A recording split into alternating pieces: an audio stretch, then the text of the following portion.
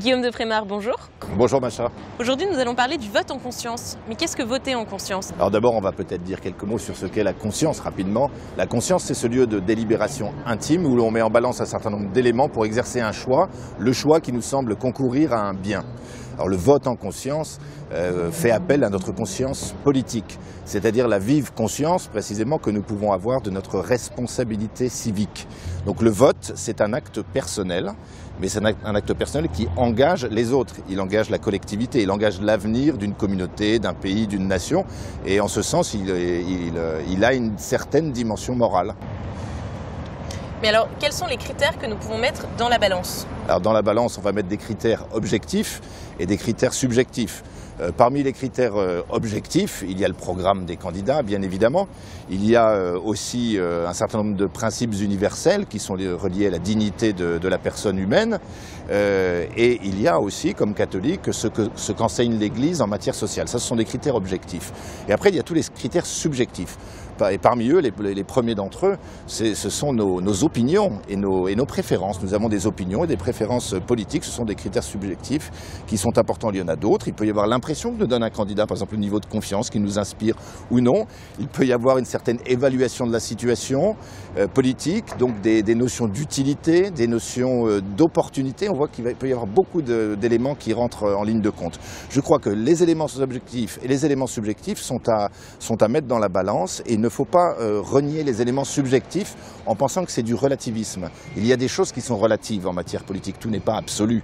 Et donc ce n'est pas du relativisme que de prendre en compte des éléments subjectifs dans notre jugement. On a des opinions, il faut les assumer. Après, peut-être que l'art du vote en conscience, c'est d'éclairer nos opinions, les éléments subjectifs par des éléments objectifs et d'essayer de faire concourir nos opinions vers le mieux possible ou, dans certaines situations, vers le moindre mal. L'Église met en avant 3 principes dits non négociables, le respect de la vie, de la famille et des libertés éducatives. Mais alors ces critères ne suffisent-ils pas aux catholiques pour emporter la décision? Alors en effet, la Congrégation pour la doctrine de la foi avait publié une note en 2002 mettant en avant ces principes dits non négociables. Il y avait eu également un discours de Benoît XVI en mars 2006 insistant sur le fait qu'en matière de respect de la vie, de la famille, des libertés éducatives, il n'y avait pas de compromis possible. Je crois que l'Église a voulu dire par là qu'il y avait une hiérarchisation des choses aussi. Si tout n'est pas relatif, mais tout n'a pas la même valeur. Tous les sujets n'ont pas la même importance dans la balance et l'Église a voulu attirer l'attention sur l'importance de ces sujets, sur la personne humaine en elle-même, mais ses conséquences aussi sur la société. Après, je pense qu'il faut éviter de faire de ces principes dits non négociables une grille systématique et absolue de lecture de la question politique. Il n'a pas voulu en faire une lecture exclusive, nous imposer une grille exclusive avec 3 sujets qui sont l'unique point de jugement et de discernement. Il y a d'autres éléments qui concernent la vie politique, qui concernent de manière assez importante et grave la dignité humaine. Par exemple? Par exemple, tout ce qui concerne le travail. Le travail et les interactions sociales. Ce sont des choses qui sont au cœur de la dignité quotidienne de l'homme dans la société, son rapport au travail.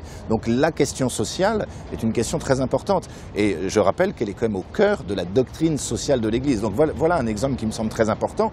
Un autre exemple très actuel, ce sont les enjeux écologiques qui engagent de manière très importante l'avenir de l'humanité elle-même et de son cadre de vie.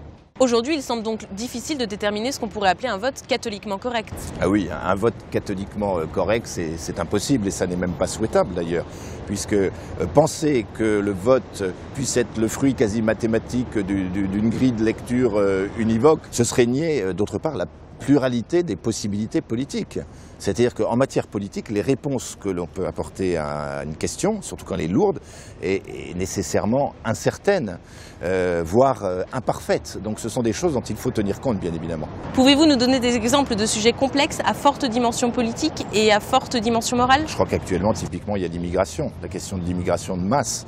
Si au nom de l'accueil, les gouvernants mettent en péril la cohésion d'une société et même la paix civile, bien sûr, cela pose un problème moral. A contrario, si au nom de la cohésion d'une société, des pays comme les nôtres se mettent à refuser la notion même de secours à la veuve et à l'orphelin, là aussi ça pose un problème moral. Donc on voit bien qu'on est sur des questions où se posent des conflits de conscience.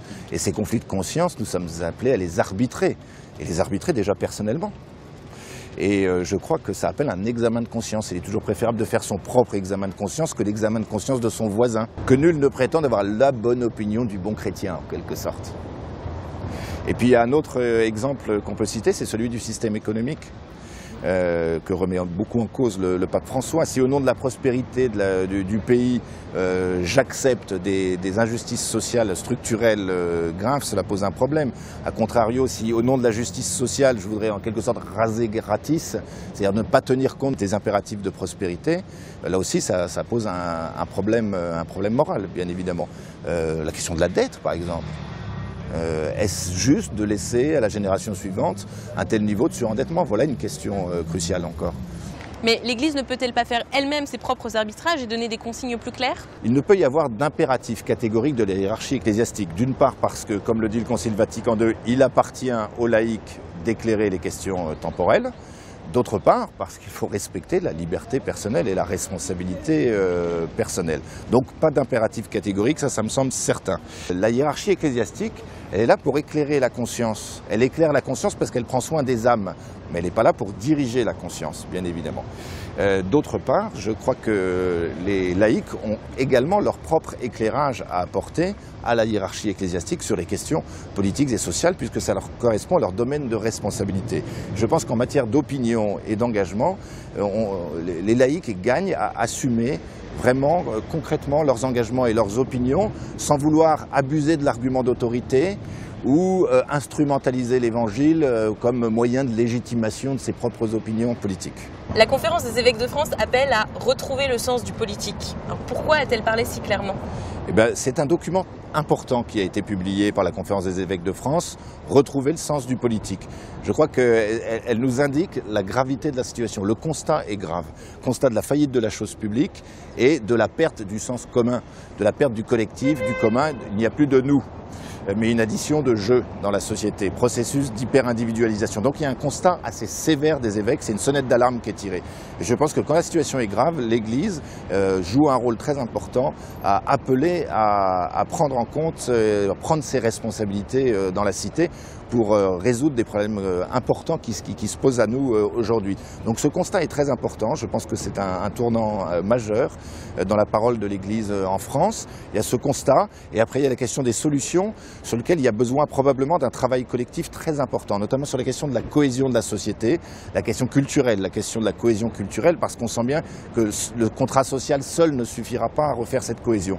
Donc il y a un travail important à faire, mais quoi qu'il en soit, je pense que ce document est aussi un appel à la prise de responsabilité civique et politique, un appel pressant à agir, et à agir là où nous nous trouvons avec nos talents, selon notre vocation, pour manifester une sorte d'élan ou de sursaut civique et patriotique dont la France a besoin.